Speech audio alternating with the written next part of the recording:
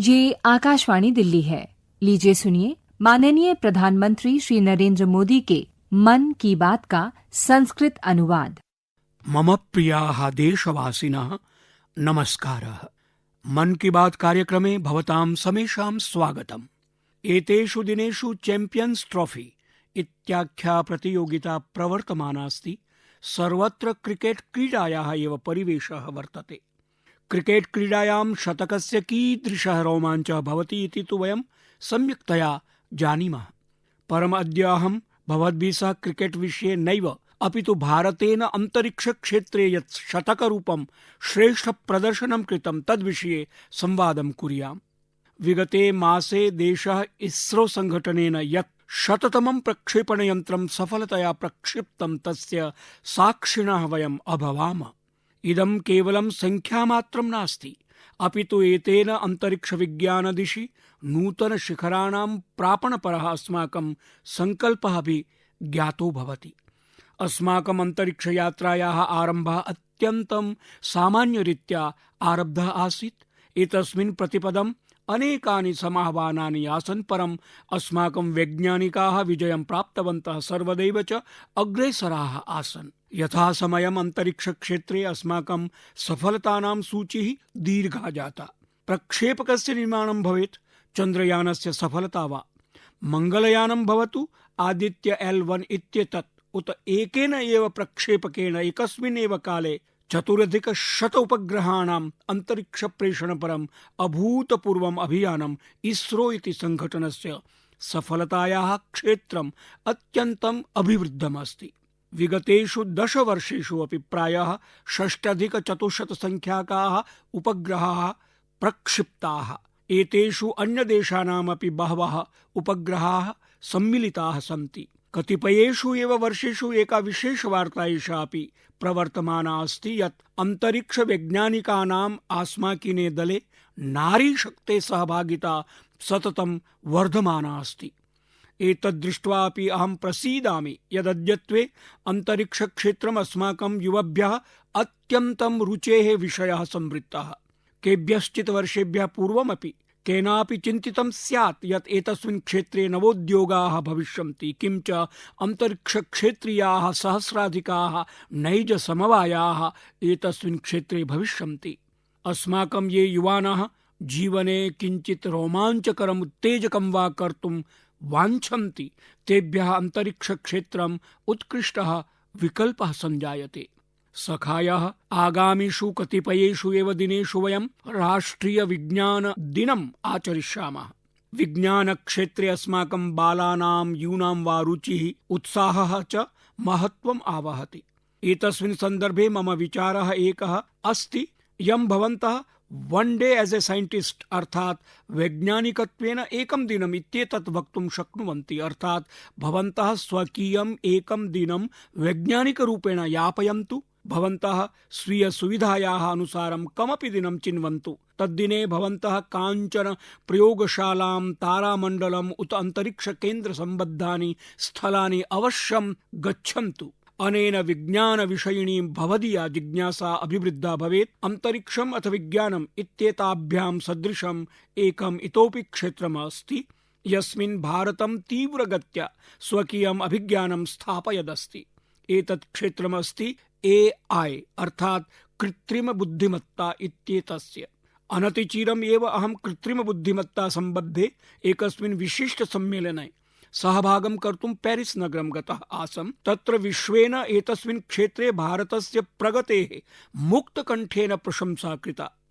अस्माकं देशवासिनः अद्यत्वे AI इत्यस्य उपयोगं कथं कुर्वन्ति एतेषाम् उदाहरणानि अपि अस्मत्समक्षं सन्त्येव। नाम यथा तेलंगाना राज्यस्य आदिलाबाद इत्यत्र प्राशासनिक विद्यालयस्य एकः शिक्षकः अस्ति थोडासम कैलाश इति नामधेयः।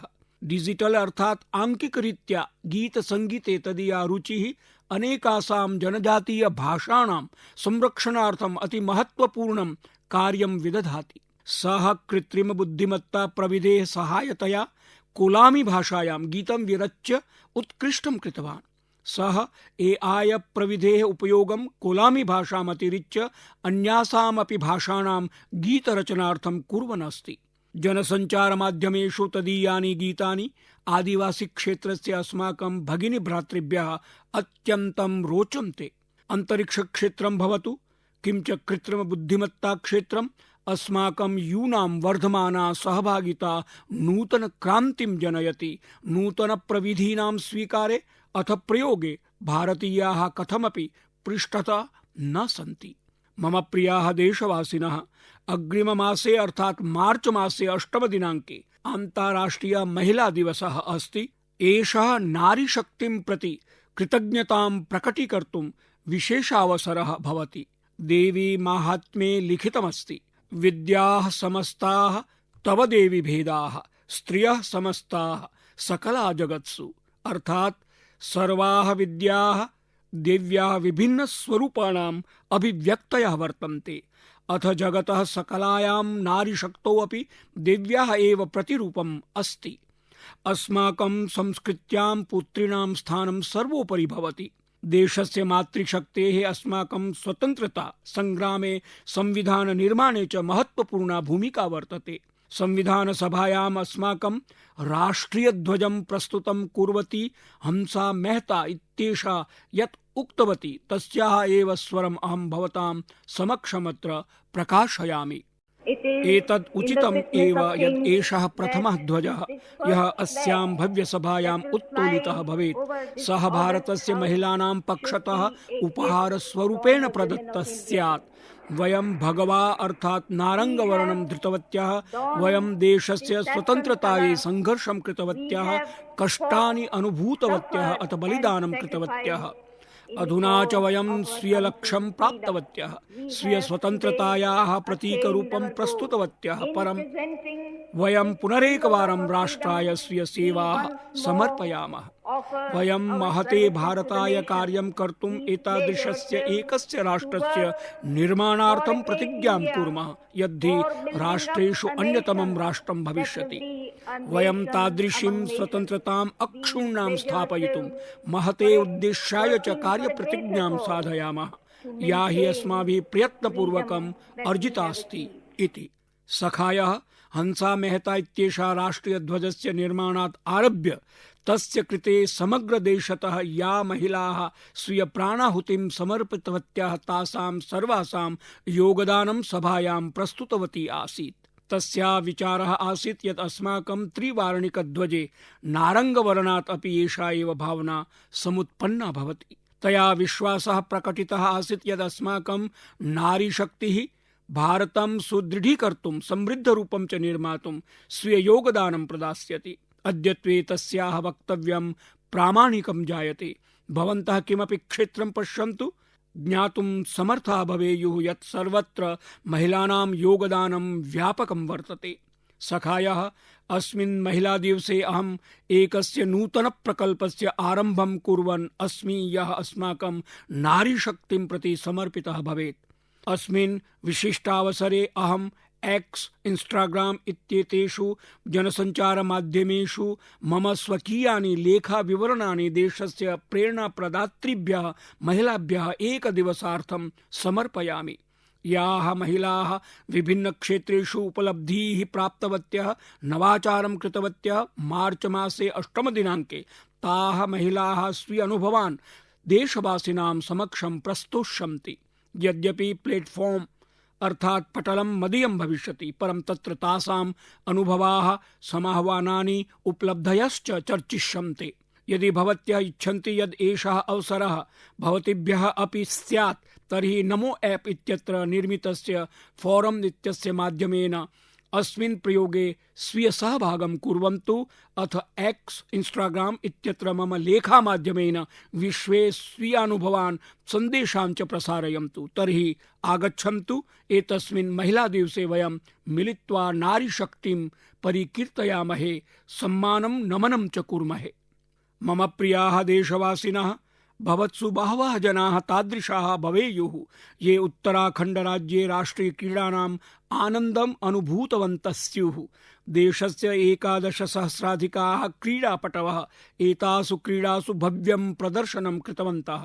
एतेन आयोजनेन देवभूमेः एकं नूतनं स्वरूपं प्रदर्शितं जातम्। साम्प्रतम् उत्तराखण्ड राज्यं देशे स्ट्रांग स्पोर्टिंग फोर्स अर्थात् दृढ क्रीडाबलत्वेन अग्रे सरति। उत्तराखण्डस्य क्रीडकाः अपि भव्यं प्रदर्शनं कृतवन्तः। ऐषमः उत्तराखण्ड राज्यं 7मं स्थानं प्राप्तवत्। एषा हि क्रीडा शक्तिः अस्ति या व्यक्तीन् समुदायान् च समेत्य सकलराज्ये परिवर्तनं कर्तुं शक्नोति। अनेन एकतः यत्र युवजनाः प्रेरिताः भवन्ति अथ परत्र कल्चर ऑफ एक्सेलेंस इति उत्कृष्टता भावपरा संस्कृतिः अपि अभिवृद्धा भवति। सखायः अधुना सकले देशे एतासां क्रीडानां कतिपय विशेष प्रदर्शनानाम् अतिमात्रं चर्चा अस्ति। एतासु क्रीडासु सर्विसेज इत्यस्य सर्वाधिक स्वर्णपदक विजेतृ दलाय मम वर्धापनानि। ये राष्ट्रीय क्रीडासु सहभागं कृतवन्तः ते सर्वे क्रीडकाः श्लाघनीयाः सन्ति। अस्माकं बहवः क्रीडकाः खेलो इंडिया इत्यतेन क्रीडाभियानेन समक्षम् आगताः। हिमाचल प्रदेशस्य सावन बरवालः, महाराष्ट्रस्य किरण मात्रे, तेजस शीर्षे उत वा आंध्र प्रदेशस्य ज्योति याराजी एते सर्वे क्रीडकाः देशाय नूतनाम् आशां प्रदत्तवन्तः। उत्तर प्रदेशस्य कुन्तक क्षेपकः सचिन यादवः, हरियाणा राज्यस्य च उच्च कूर्दन क्रीडिका पूजा, कर्णाटकस्य तरणपटुः धीनिधि देसिन्धुः च देशवासिनां चेतांसि विजितवन्तः। एतैः त्रिभिः अपि नूतन राष्ट्रिय मानाङ्कनानि विरच्य सर्वे आश्चर्यान्विताः कृताः। एतासु राष्ट्रिय क्रीडासु किशोर विजेतॄणां संख्या तु आश्चर्यकरी अस्ति। 15 वर्षीयः लक्ष्यवेधकः गेविन एंटनी इत्येषः, उत्तर प्रदेशस्य 16 वर्षीया गोलक क्षेपिका अनुष्का यादवः, मध्य प्रदेशस्य 19 वर्षीयः पॉल वॉल्टर इति क्रीडापटुः देवकुमार मीणा च स्पष्टं कृतवन्तः यत् भारतस्य क्रीडा सम्बद्धं भविष्यम् अति प्रतिभासम्पन्नयूनां हस्तेषु अस्ति। उत्तराखण्डे आयोजिताभिः राष्ट्रिय क्रीडाभिः एतत् अपि स्पष्टीकृतं यत् ये कदापि पराजयं न स्वीकुर्वन्ति ते निश्चयेन सफलतां प्राप्नुवन्ति। सुस्थित्या कोऽपि विजेता भवितुं न शक्नोति। अहं प्रसन्नोऽस्मि यदस्माकं युवक्रीडकानां सङ्कल्पेन अनुशासनेन चाद्य भारतं ग्लोबल स्पोर्टिंग पावर हाउस अर्थात् विश्व क्रीडा शक्ति केन्द्रं भवितुं तीव्रगत्या अग्रे सरति। मम प्रियाः देशवासिनः, देहरादून नगरे राष्ट्रिय क्रीडानां शुभारम्भावसरे मया एकः महत्वपूर्ण विषयः समानीतः, येन देशे नूतन चर्चा आरब्धा। एषः विषयोऽस्ति ओबेसिटी अर्थात् स्थूलता। एकं सुष्ठु स्वस्थ राष्ट्रं भवितुम् अस्माभिः स्थूलता सम्बद्धानां समस्यानां निराकरणं करणीयं भवेत्। एकस्य सर्वेक्षणस्य अनुसारेण प्रत्येकं 8 जनेषु एकः स्थूलता समस्याभिः ग्रस्तः अस्ति। विगत वर्षेषु स्थूलतायाः प्रकरणानि द्विगुणितानि जातानि। इतोपि अधिकचिन्तायाः विषयः अस्ति यतो हि बालेषु स्थूलतायाः समस्याः चतुर्गुणिताः जाताः। विश्व स्वास्थ्य संघटनस्य अनुसारं 22,200 वर्षे सकलेपि विश्वस्मिन् 250 कोटि संख्याकाः जनाः स्थूलाः आसन्, अर्थात् आवश्यकतायाः अधिकः भारः तेषाम् आसीत्। एतत् आङ्कीकीयं विवरणम् अति गभीरम् अस्ति। अथ अस्माभिः विमर्शः करणीयः यत् अस्य कारणं किम्? अतिभारः स्थूलता वा विभिन्न रोगाणां समस्यानां च कारणं भवति। वयं सर्वे मिलित्वा लघुप्रयासैः एतत् समाह्वानं सम्मुखीकर्तुं शक्नुमः। यथा एका प्रक्रिया मया पूर्वम् उक्ता, भोज्ये उपयुज्यमाने तैले प्रतिशतं 10 अपचितिः। भवन्तः सङ्कल्पं कुर्वन्तु यत् प्रतिमासं प्रतिशतं 10 न्यूनतैलस्य उपयोगं करिष्यन्ति। यत् तैलं भोजनार्थं क्रीणन्ति तदा क्रयणसमये एव 10% न्यूनतैलं क्रेष्यन्ति। स्थूलतां सम्मुखीकर्तुम् एषः पदक्षेपः महत्वपूर्णः भविष्यति। अद्य अहं मन की बात कार्यक्रमे एतस्मिन् एव विषये विशेष सन्देशान् भवतां सर्वेषां कृते प्रसारयामि। येषाम् आरम्भः ओलम्पिक पदक विजेत्रा नीरज चोपड़ा वर्येण सह क्रियते, यः स्वयमेव स्थूलतां नियन्त्रयितुं सफलः जातः। सभी को नमस्ते। मैं नीरज सर्वेभ्यः नमस्कारः। आज आप सभी को अहमस्मि नीरज चोपड़ा। अद्य भवद्भ्यः सूचयितुमिच्छामि यत् अस्माकं माननीयेन प्रधानमन्त्रिणा श्री नरेन्द्र मोदी वर्येण मन की बात संस्करणे ओबेसिटी इति विषये चर्चा कृतास्ति, यो हि अस्मद्देशाय अतीव महत्वपूर्णः विषयोऽस्ति। अपि च अहं कदाचित् विषयोऽयं मयापि सम्बद्धोऽस्ति इति अनुभवामि। यतो हि यदा अहं क्रीडाङ्गणं प्रति गमनारम्भम् अकरवं तस्मिन् कालेऽपि अहं भूरिशः स्थूलकायः आसम्। यदा चाहं प्रशिक्षणारम्भम् अकरवं, सम्यक् आहारस्य ग्रहणारम्भम् अकरवं, तदा पर्याप्ततया स्वास्थ्ये परिष्कारः समारब्धः। तदनन्तरं यदा अहम् एकः नियमितः क्रीडकः अभवम्, तस्मिन् कालेऽपि प्रशिक्षणमिदं बहूपकारकम् अभवत्। सहैव हि अहम् एतदपि वक्तुमिच्छामि यत् ये अभिभावकाः सन्ति तेऽपि बहिरङ्गां कामपि एकां क्रीडां क्रीडन्तु, स्वकीयान् बालान् अपि नयन्तु, अपि च एकां स्वास्थ्यप्रदां जीवनचर्यां निर्मापयन्तु, उत्तमं खाद्यं खादन्तु, आत्मनः शरीराय होरेकाम् उतो वा यावदपि कालं भवन्तः दातुं प्रभवन्ति तावत् कालं व्यायामाय यच्छन्तु। अत्राहमपि चैकं तथ्यं योजयितुमिच्छामि यत् कश्चित् कालपूर्वमेव अस्माकं प्रधानमन्त्रिणा प्रोक्तमासीत् यत् तैलं भोजननिर्माणे प्रयोजनीयमस्ति तत् तैलं प्रतिशतं 10 यावत् न्यूनं कुर्वन्तु इति। यतो हि बहुधा वयं तादृशानि तैलसाधितानि वस्तूनि खादामः येन ओबेसिटी इत्यस्मिन् पर्याप्ततया दुष्प्रभावः आपतति। अतः अहं सर्वान् प्रति वक्तुमिच्छामि यत् एतेभ्यः वस्तुभ्यः आत्मानं रक्षयन्तु, आत्मनः स्वास्थ्यस्य ध्यानं साधयन्तु च इत्येवमेव वर्तते अभ्यर्थना भवद्भ्यः यत् सहोत्थानेन वयं स्वकीयं राष्ट्रमपि उत्थापयिष्यामः इति। धन्यवादाः। नीरजवर्य, भवते भूरिशः आभारभावाः। सुप्रसिद्धया क्रीडिकया निखत जरीन वर्ययापि विषयेऽस्मिन् स्वमतं स्थापितमस्ति। हाय, मेरा नाम निखत जरीन है और मैं हरिओम, मम नाम निखत जरीन इत्यस्ति। अहं वारद्वयं विश्व मुष्टामुष्टीति प्रतियोगितायाः विजेत्री अस्मि। यथा वयं जानीमः यत् अस्मत् प्रधानमन्त्री श्री नरेन्द्र मोदी वर्यः मन की बात प्रसारणे ओबेसिटी इति विषयम् अवलम्ब्य चर्चां कृतवान्। मम मतानुसारं विषयोऽयं राष्ट्रियः वर्तते। अस्माभिः आत्मनः स्वास्थ्यम् अभिलक्ष्य गम्भीरता पालनीया। यतो हि अस्मद्देशे स्थूलता यया द्रुतगत्या वरिवर्धमाना अस्ति सा अस्माभिः अवरोधनीया। अपि च चेष्टा एषैव कर्तव्या यदस्माभिः यथाच्छक्यम् एका स्वास्थ्यप्रदा जीवनचर्या परिपालनीया इति।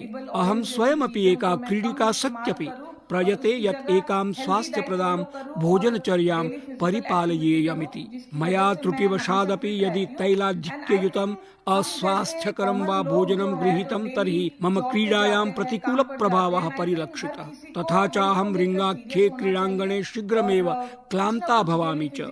अतश्चाहं प्रयासं करोमि यत् यथाशक्यम् एडिबल ऑयल इत्येतादृशवस्तूनां न्यूनतयैव प्रयोगं कुर्यामिति।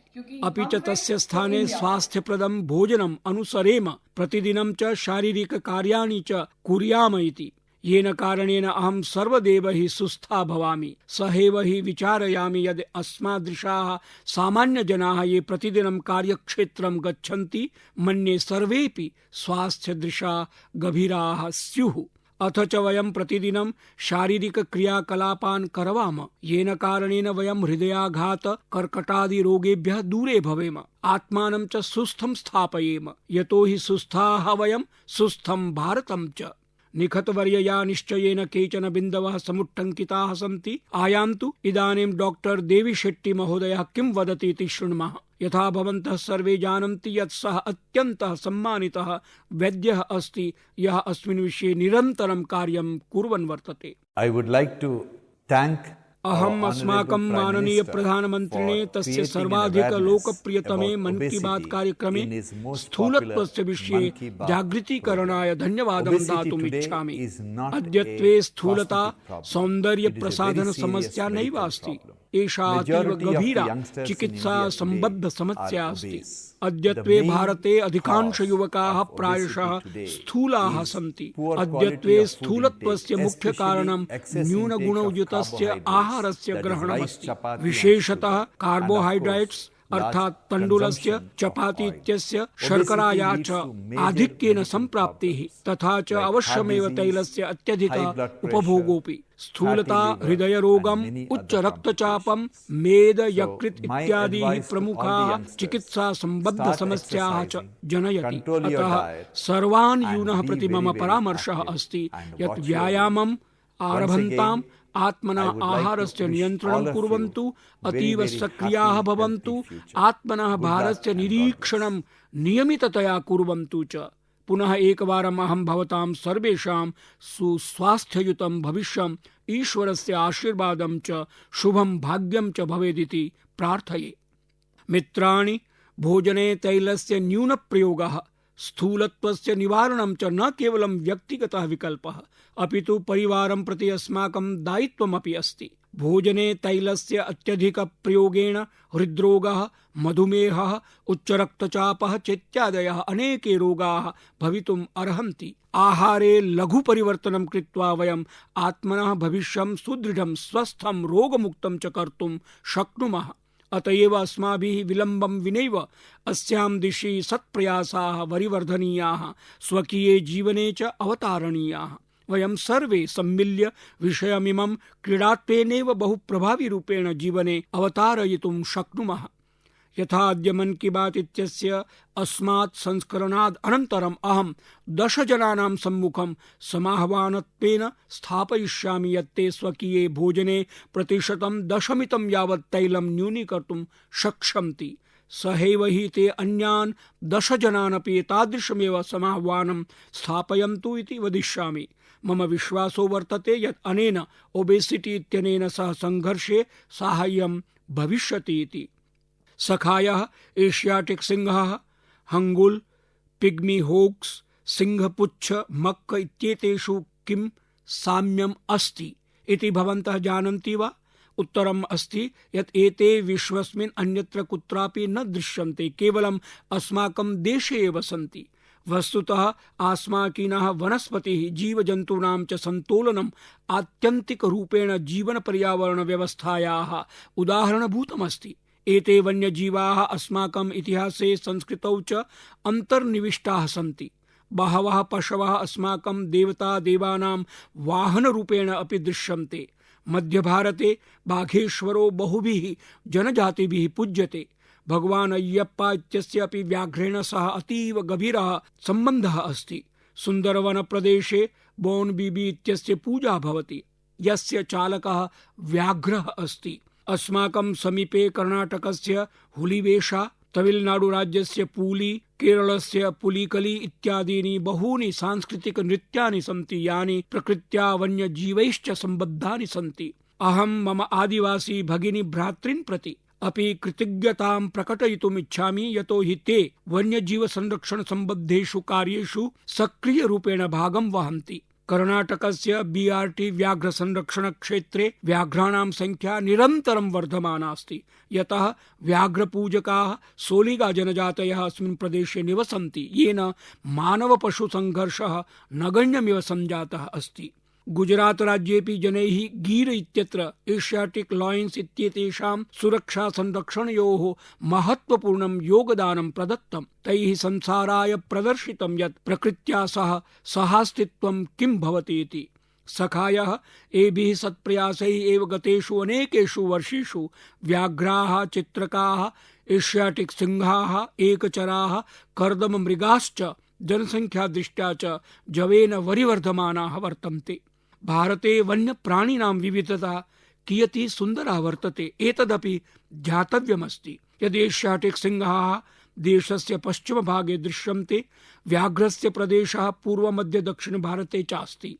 भारतस्य प्रत्येकं भागः न केवलं प्रकृत्या संवेदनशीलः अस्ति, अपितु वन्यजीव संरक्षणाय अपि प्रतिबद्धः वर्तते। अंडमान निकोबार द्वीपैः सह बहवीभिः वंशपरम्पराभिः सम्बद्धस्य अनुराधाराव इत्यस्य विषये मया कथितमस्ति यत् अनुराधावर्या अल्पवयसि एव पशुकल्याणाय समर्पिता आसीत्। दशकत्रयं यावत् सा मृगाणां, मयूराणां च रक्षणम् आत्मनः कार्यम् अस्ति इति मत्वा कृतवती।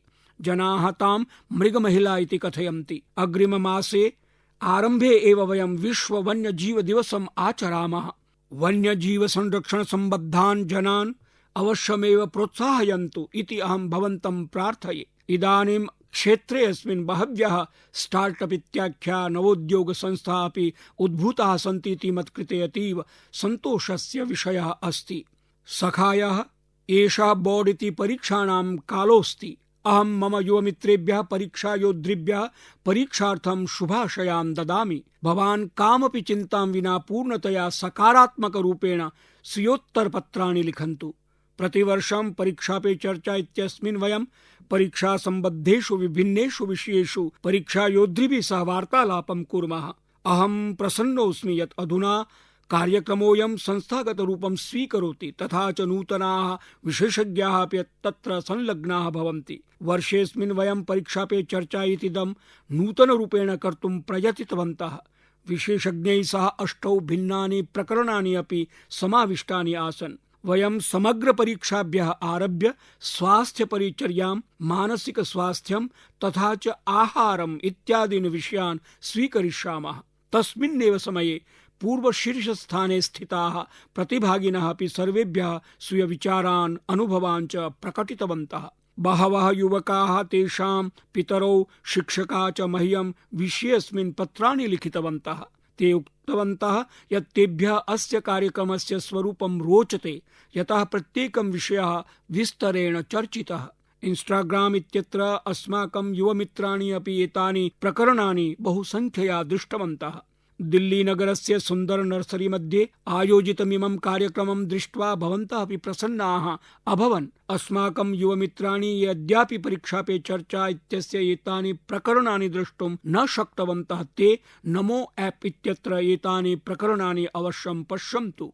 पुनः एकवारं मम परीक्षायोद्धृभ्यः सन्देशः अस्ति, प्रसन्नः चिन्तामुक्तश्च भव इति। मम प्रियाः देशवासिनः, समयेऽस्मिन् मम मनोगतमिति चर्चायाम् एतावदेव। अग्रिमे मासे पुनः नूतनविषयैः सह वयं मिलित्वा मन की बात प्रसारणं करिष्यामः।